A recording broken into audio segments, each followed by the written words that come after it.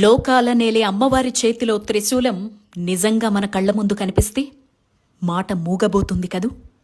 కొన్ని చూస్తే నిజమా, అదెలా సాధ్యం, ఇప్పటికీ ఎలా ఉంటుంది అని చాలా సందేహాలు, అనుమానాలు. మన కళ్ళు మనల్నే నమ్మలేని నిదర్శనాలు.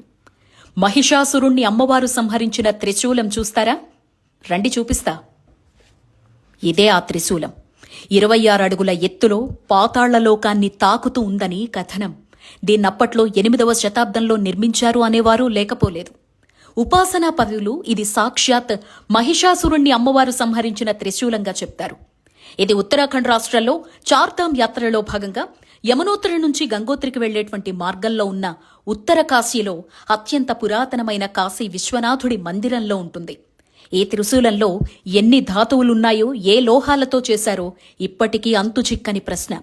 అలాగే నువ్వెంత బలశాలివైనా రేణువంత కూడా కదపలేవు. అదే అమ్మకు దాసుడువై వేలితో కదిపి చూడు, కదులుతుంది. ఎంతటి అదృష్టవంతులం మనం. నేటికి సజీవ సాక్ష్యంగా దేవతలు మన కోసం ఉంచి వెళ్లినవి చూడగలుగుతున్నాం, స్పృశించగలుగుతున్నాం, దర్శించగలుగుతున్నాం.